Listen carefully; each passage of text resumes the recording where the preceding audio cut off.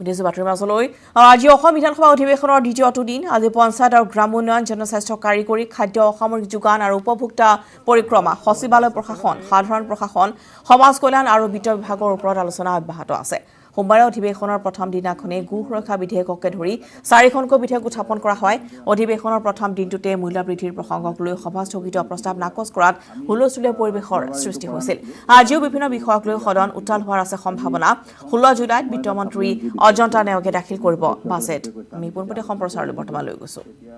নম্বৰটোত মই সাপ্লিমেন্টাৰি কৰা কথা আছিল আপুনি হেতু নিদিলে হে গতিকে তেখেতসকলে ভাবিছে যে আপুনি হেতু কিয় নিদিলে হে গতিকে অনুগ্ৰহ কৰি হেখন ফলো কৰিবলৈ মই আপোনাক অনুৰোধ জনাইছো আৰু যেতিয়া সদনত প্ৰশ্নৰ উত্তৰ আমাৰ বহুতৰে আনষ্টাৰ্ট আহি যায় আনষ্টাৰ্ট আহি গলে তাত যদি বিসংগতি থাকে সেইখিনি এই দ্বিতীয় কাৰ্যসূচীলৈ যোৱাৰ আগতে নোট কৰি লৈছিল আগৰ অধ্যক্ষই যাতে বিভাগক তেখেতে জনাই দিব পাৰে যে আজিৰ যেটো কোৱেশ্চন আছিল দুৰ্ভাগ্যক্ৰমে হেতু আনষ্টাৰ্ট হল বা সময় নহল হে গতিকে যেটো ভুল যাতে না যায় আজিৰ কথাটোত হে গতিকে সেই সুযোগটো দিব লাগে সকলোকে এটো মই আপোনাক বিবেচনা কৰিবলৈ অনুৰোধ কৰিছো এই বিষয়ত বিএসিৰ কোনো প্ৰয়োজন নাই sir under rule 300 sir under rule 300 মাননীয় অধ্যক্ষ মহোদয় মই একদম স্পেসিফিক পইণ্ট অফ অৰ্ডাৰ এটা ক'ব বিচাৰিছো যেটো আমাৰ সংসদীয় পৰিক্ৰমা মন্ত্ৰী ডাঙৰীয়াই কৈছে যে ৰুল আৰু পৰম্পৰা লৈ আমাৰ এটা বুজাবুজিত অসুবিধা হৈছে মই সংঘাত বুলি নকওঁ কিন্তু যোৱাকালি এটা ডাঙৰ আপোনাৰ পইণ্ট অফ অৰ্ডাৰৰ যোগেদি অৰ্ডাৰ নথকা এটা হ'ল যে মাননীয় আমাৰ মুখ্যমন্ত্ৰী ডাঙৰীয়াই এটা ৰুল পঢ়ি দিলে যে সেই ৰুলৰ মতে এডজৰ্নমেণ্ট মোচন আপোনাৰ স্পিকাৰে ডিসিশন ল'ব উইদাউট আমাৰ এডজৰ্নমেণ্ট মোচনৰ এডমিছিবিলিটিৰ ওপৰত কোৱাৰ আগত মুখ্যমন্ত্ৰী ডাঙৰীয়াই ঠিকে সুধিছিলে যে কোনটো ৰুল মতে আপোনালোকে কোৱাটো বিচাৰিছে ইয়াত স্পেচিফিক ৰুল আছিল আমি কালি পঢ়িবলৈ যত্ন কৰিছিলোঁ অধ্যক্ষ মহোদয় মই কেৱল আপোনাৰ অৰ্ডাৰ আনিবৰ কাৰণেহে এই কথাখিনি কৈছোঁ স্পেচিফিকলি লিখা আছে যে mode of asking for leave to move adjournment motion 61 the speaker if he gives consent under rule 56 and hold that the matter proposed to be discussed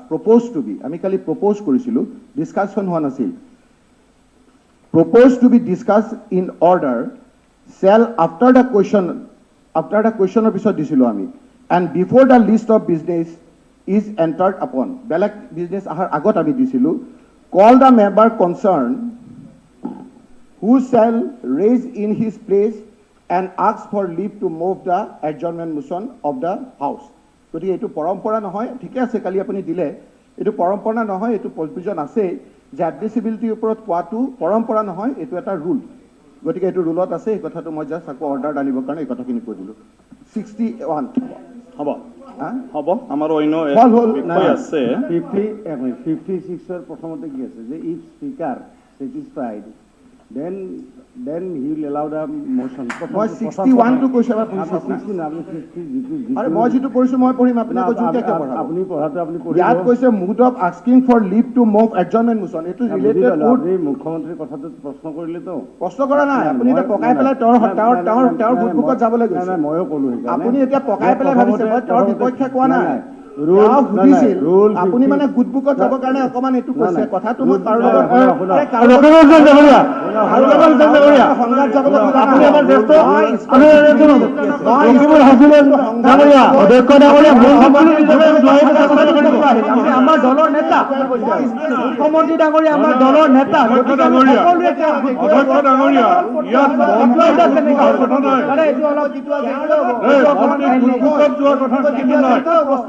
ৰুলছৰ কথা কৈছে ৰুলছ হ'ব অনাৰেবল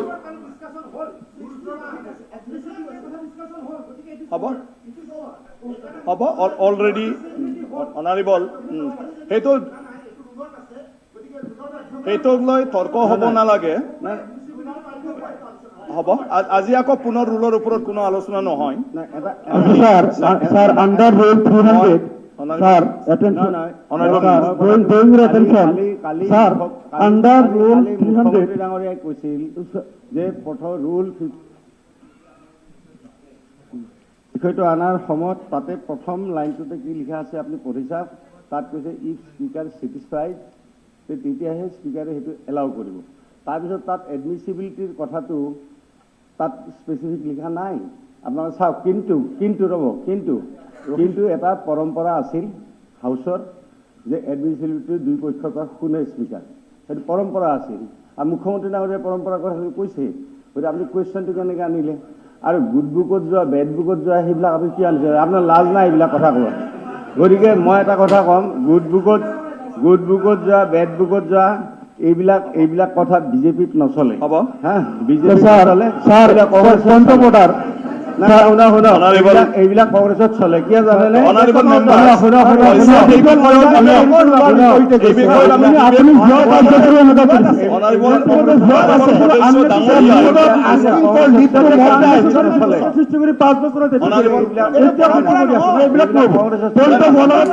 আপোনালোকে সকলোৱে মই ইয়াতকৈ ডাঙৰটো লৈছো, ডাঙৰটো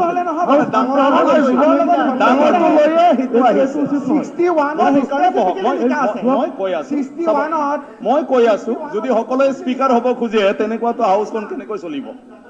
গতিকে চাওক, এইটো যোৱাকালি গুচি যোৱা আৰু এই বিষয়ত যিটো উল্লেখ কৰিছে, এটা পৰম্পৰাত যিহেতু ডাঙৰ দীঘল হ'ল, মানুহৰ স্বভাৱ চৰিত্ৰ সেইবোৰ হ'ল জীৱনৰ লগত সম্পৰ্ক। কিছুমান ভগৱানে সৃষ্টিতে দি দিয়ে, কেতিয়াবা গাতে পাই যায়, কেতিয়াবা সংঘত পাই যায়, সমাজত পাই যায়, আৰু সিটোৰ পৰা এৰি চলাটো বহুত মুস্কিল। যেনেকৈ মই ইয়াত স্পীকাৰ হোৱা, আমাৰ ছিষ্টেমটো সমাজ ব্যৱস্থাত তেনেকুৱাই নাই, ডাঙৰ মানুহেই নাই আমাৰ সমাজত। এতিয়া সেই ডাঙৰ পদবীত বহি পালি চলাটো মইহে জানি আছো এতিয়া, এই যিটো পৰম্পৰা আৰু ইয়াৰ যিটো পৰম্পৰা। গতিকে আমি পৰম্পৰাক লৈ ফালে চলি থাকিলে বহুত বিতৰ্ক হ'ব। তাতোকৈ BAC আছে, আমি অল পাৰ্টি মিটিঙো মাতিব পাৰোঁ আমাৰ অসম বিধানসভাখন মৰ্যাদাপূৰ্ণভাৱে চলাই নিয়াৰ ক্ষেত্ৰত। যিখিনি আমি কিছুমান ৰুলক লৈ, আমাৰ পৰম্পৰাক লৈ কিছু অকণমান তেনেকুৱা ধৰণৰ মত পাৰ্থক্য আহিছে, সেইবিলাক আমি কেনেকৈ আঁতৰাই ফালে যাহাতে আহি থকা দিনটোত ভালদৰে প্ৰত্যেকটা বিষয়টোৱে গুৰুত্বপূৰ্ণ। প্ৰত্যেকজন সন্মানীয় সদস্যই ইয়াত ক'ব খোজা কথাবিলাক চবতে গুৰুত্ব আছে। গতিকে সেইটোকে ভালদৰে লৈ যোৱাৰ কাৰণে যদি তেনেকৈ আছে, আমি সদনৰ বাহিৰত প্ৰথম আলোচনা কৰি লৈ ফালে সদনৰ মজিয়াত আমি ৰুলটো পাছ কৰি ল'লে এই সমস্যা স্থায়ী সমাধান হ'ব। তো এই ক্ষেত্ৰত ইয়াৰ ইণ্টাৰপ্ৰিটেশ্যন যোনে যেনেকৈ লৈ যায় সিফালে যাব। ইয়াত প্ৰথম স্পীকাৰৰ মতৰ কথা থাকিল, তো ময়োতো সেইকাৰণে ক'লো যে স্পীকাৰৰ যিহেতু ক্ষমতা আছে আৰু পাৰ্লিয়ামেণ্ট প্ৰেক্টিছত মোৰো কিবা আছে, কি কয়, পৰম্পৰাৰ পৰা মই যিটো পৰম্পৰাৰ পৰা আহিলোঁ, গণ্ডগোলটো তাতে হ'ল, নহ'লেতো গণ্ডগোল নহ'লে হয়। গতিকে তাত যিটো প্ৰেক্টিচ ইয়াতে হয়তো মোৰ গুৰুসকলে যিটো শিকাইছে, আৰু ইয়াত আহি পেলাই ইয়াতে বহাই থৈ দিলে, কোনোবা গুৰুৰ তলত মই থাকিব লাগিছিল, কিন্তু য'ত মোক এডভাইচ দিয়া মানে কিবাটোৱেই নোহোৱা হৈ গ'ল। গতিকে চব ঠিকেই আছে, সকলোৰে এটা নিয়মত চলি আহিছিল, যিহেতু ফুটুক কৰি চেঞ্জ কৰিলে অলপ মানে সমস্যা হয়, কিন্তু আমি সেইটো আঁতৰিম আহি থকা দিনটোত বা নেক্সট ছেছনৰ পৰা, যাহাতে আমি চব কথাখিনি ঠিক কৰিব পাৰোঁ। ইয়াৰ পিছত অনাৰেবল আমাৰ LOPয়ে যিটো কৈছে, ৰ'ব এইটো ডিবেটৰ কাৰণে কোৱা নাই। অধ্যক্ষ মহোদয়, খন্তেক আগতে যিটো গুডবুক শব্দ কৈছে, মই আপোনাক অনুৰোধ জনাইছোঁ যে প্ৰচিডিঙৰ পৰা এইটো এক্সপাণ্ড কৰিব লাগে। কিন্তু গুডবুক শব্দ যিটো ইউজ কৰিছে, প্ৰচিডিঙৰ পৰা এইটো এক্সপাণ্ড কৰিব লাগে। এইটো ৱৰ্ডটো এক্সপ্লেইন কৰক। যি কি নহওক, কোনটো বুৰ্বকটো বুৰ্বক না মোৰ অসমীয়া বুজাতে দিগদাৰ হৈ আছে নহয় এতিয়া।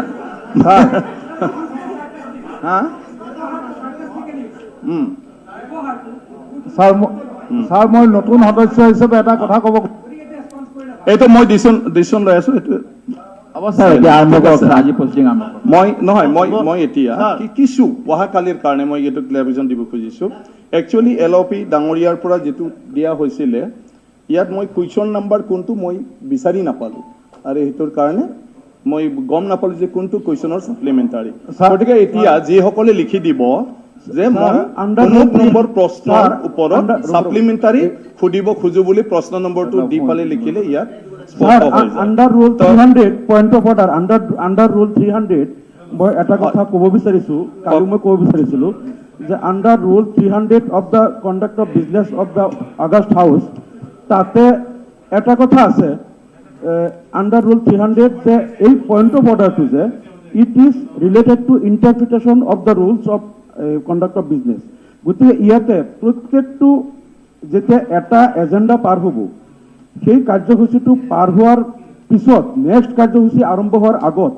এই কাৰ্যসূচীটোত যদি কিবা ৰুল ব্ৰেক হৈছে বা কিবা হৈছে, এই মাজত যিকোনো মেম্বাৰে পইণ্ট অফ অৰ্ডাৰ দি সেইটো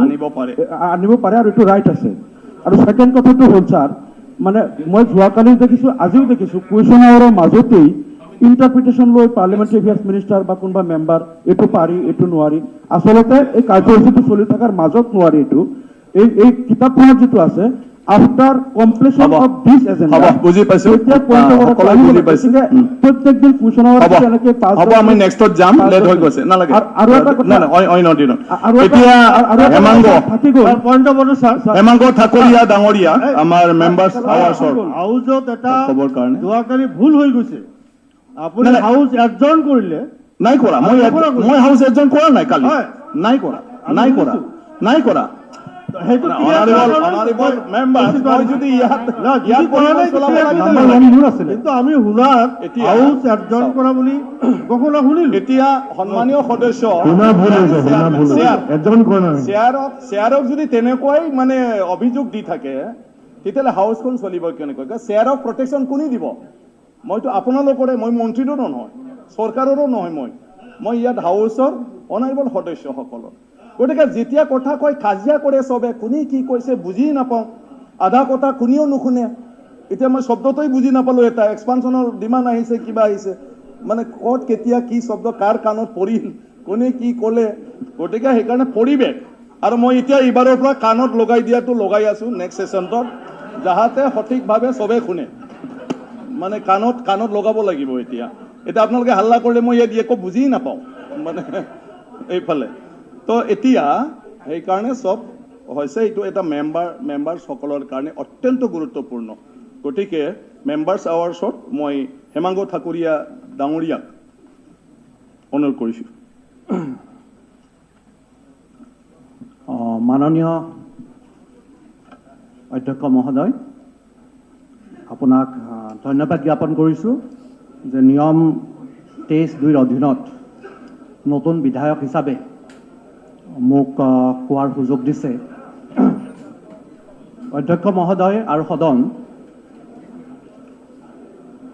মই মোৰ সমষ্টি পলাশবাৰী সমষ্টি এনেকুৱা এটা সমষ্টি, যিটো সমষ্টি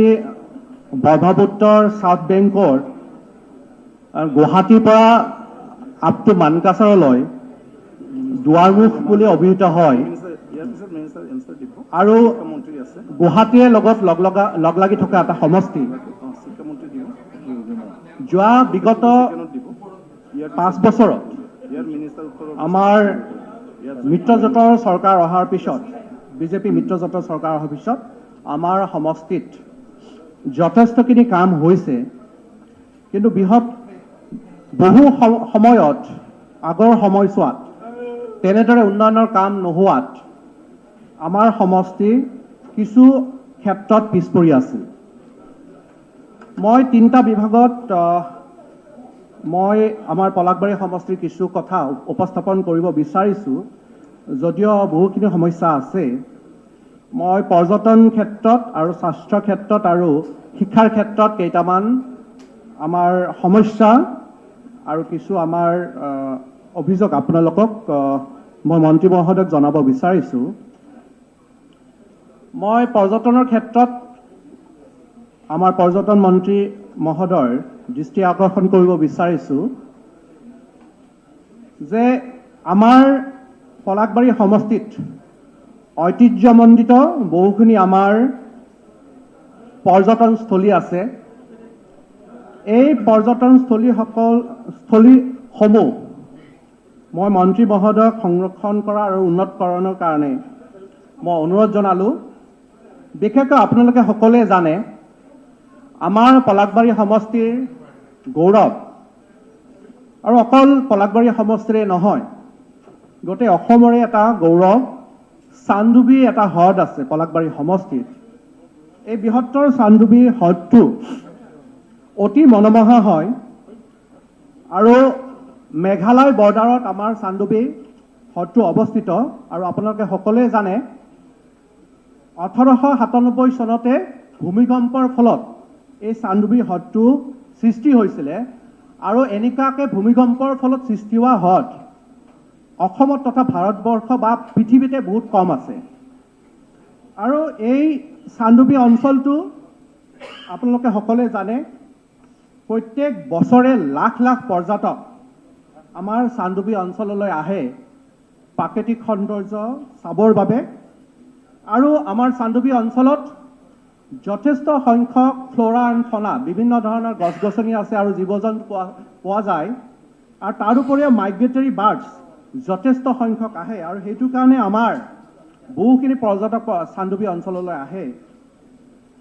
আৰু বিভিন্ন ষ্টুডেণ্টে বিভিন্ন ৰাজ্যৰ পৰা আহিও আমাৰ চান্দুবী অঞ্চলত তেওঁলোকে ৰিচাৰ্চ কৰি আছে কিন্তু আমাৰ চান্দুবী অঞ্চলত আজিলৈ তেওঁলোকক থকা খোৱাৰ বাবে বা তেওঁলোকক থকাৰ সুবিধাৰ কাৰণে আমাৰ চৰকাৰীভাৱে ব্যৱস্থা লোৱা হোৱা নাই মই মন্ত্ৰী মহোদয়ক অনুৰোধ জনাম যাতে অনতি পলমে চান্দুবী ডেভেলপমেণ্টৰ কাৰণে আমাৰ বিশেষ এটা ডাঙৰ আঁচনি লয় কিয়নো এই চান্দুবীয়ে যথেষ্ট সংখ্যক বাহিৰৰ পৰ্যটকো আজি আকৰ্ষণ কৰিব পাৰিছে মই বৰ্তমানৰ মুখ্যমন্ত্ৰী হিমন্ত বিশ্ব শৰ্মা ডাঙৰীয়াক ধন্যবাদ জ্ঞাপন কৰিছোঁ তেওঁ যোৱা সময়ছোৱাত যেতিয়া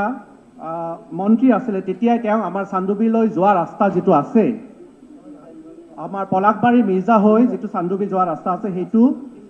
ভাল কৰাৰ কাৰণে 157 crores ইতিমধ্যে দিছে এই ৰাস্তাটো হোৱাৰ লগে লগে এই ৰাস্তাটোৰ এটা সমস্যা আছিল এই সমস্যাটা সমাধান এবছৰৰ ভিতৰত কমপ্লিট হ'ব এই ৰাস্তাটো হোৱাৰ লগে লগে যথেষ্ট সংখ্যক আৰু পৰ্যটক তালৈ আহিব সেইটো কাৰণে মই মন্ত্ৰী মহোদয়ক অনুৰোধ জনাম তাত যাতে পৰ্যটনৰ কাৰণে থকা খোৱাৰ ব্যৱস্থা আমাৰ চৰকাৰীভাৱে কৰা হয় উন্নতকৰণ কৰা হয় ইয়াৰ উপৰিও আপোনালোকে সকলোৱে জানে আমাৰ সমষ্টিত আমাৰ অসমৰ গৌৰৱ আমাৰ জ্ঞানপীঠ বিজেতা আমাৰ সকলোৰে শ্ৰদ্ধাৰ মামণি ৰয়ছম গোস্বামী ডাঙৰীয়ানী তেখেত আমাৰ সমষ্টিতে জন্মগ্ৰহণ কৰিছিলে মই অনুৰোধ জনাম তেওঁৰ জন্মস্থান আমৰঙ্গা বৰিহতত এখন যেন তেওঁৰ স্মৃতিত এটা ভাল এটা ভৱন তৈয়াৰ কৰে সেই তাৰ বাবে যাতে আমাৰ মন্ত্ৰী মহোদয়ে ব্যৱস্থা লয় আমাৰ অসমৰে বিখ্যাত এখন শক্তিপীঠ আছে তাত টিয়ামাৰী শক্তিপীঠ বুলি কয় এই টিয়ামাৰী শক্তিপীঠৰো উন্নত কৰাৰ কাৰণে মই মন্ত্ৰী মহোদয়ক মই অনুৰোধ জনাওঁ আপোনালোকে সকলোৱে জানে যে অসমত গেংগেটিক ডলফিন পোৱা যায় এই গেংগেটিক ডলফিনটো বিশেষকৈ ব্ৰহ্মপুত্ৰৰ কিছু এৰিয়াত পোৱা যায় কিন্তু আমাৰ পলাকবাৰী সমষ্টিত কুকুৰমাৰা বুলি এখন ঠাই আছে তাত কুলহী নদী আছে এই কুলহী নদীৰ এটা গেংগেটিক ডলফিনৰ শিহু যিটো কওঁ আমি অসমীয়াত শিহুৰ এটা স্থলী আছে য'ত নেকি ব্ৰিডিঙো হয় আৰু সেই শিহুৰ এটা স্থান আছে য'ত নেকি আমি শিহুবিলাক দেখা পাওঁ এই শিহুবিলাকৰ এই স্থানটো সংৰক্ষণ কৰাৰ কাৰণে আৰু দখলা পাহাৰৰ ওচৰতে এটা শিহুৰ এটা এৰিয়া আছে যিটো গেংগেটিক ডলফিন বুলি কোৱা হয় ইংলিছত সেই এৰিয়াটো আমি সংৰক্ষণৰ কাৰণে মন্ত্ৰী মহোদয়ৰ দৃষ্টি আকৰ্ষণ কৰিলোঁ কিয়তো তাতো বিভিন্ন ধৰণৰ ষ্টুডেণ্টে গুৱাহাটী ইউনিভাৰ্চিটিয়ে হওক বা অন্যান্য ইউনিভাৰ্চিটিৰ ষ্টুডেণ্টবিলাকে তাত ৰিচাৰ্চ কৰে গৈ পেলাই চ' তাতো এটা ভাল এটা আন্তঃগাঁথনি আৰু অসম বিধানসভাৰ দ্বিতীয়টো দিনৰ পোনপটীয়া সম্প্ৰচাৰ আমি দেখুৱাইছোঁ যদি ইতিমধ্যে দেখিবলৈ পোৱা গৈছে যে পলাকবাৰী সমষ্টিৰ বিভিন্ন যিসমূহ দিশ আছে বা কেনেধৰণে আচলতে উন্নত কৰিব পৰা যায় সেয়া বৰ্তমানৰ বিধায়ক হেমা কথাকুৰা সেয়া তেওঁ ইতিমধ্যে প্ৰস্তাৱ দাঙি ধৰিছে বিধানসভাৰ মজিয়াত আৰু ইতিমধ্যে আমি জনাইছোঁ যে আজি দ্বিতীয়টো দিন আৰু বিভিন্ন বিষয়ক লৈ আজি আলোচনা ইতিমধ্যে অব্যাহত আছে আৰু অহা 16 জুলাইত বিত্তমন্ত্ৰী অজন্তা নেওগে দাখিল কৰিব বাজেট